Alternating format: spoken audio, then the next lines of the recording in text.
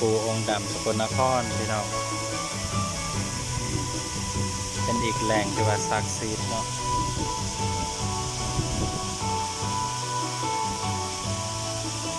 จะได้มากราบมาไหว้เป็น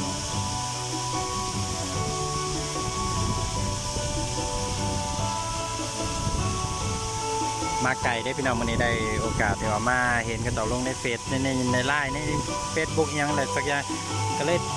จากมากราบพี่น้องก็เลยได้เดินทางมากราบพี่น้องที่จังหวัดสกลนครพี่น้อง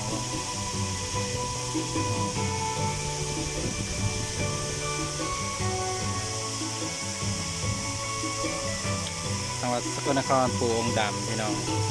แล้วก็จะมีบ่อมีสะพานยางลงไปก็จะมีบ่อเป็นต่อแล้วเป็นสะพานยางลงไป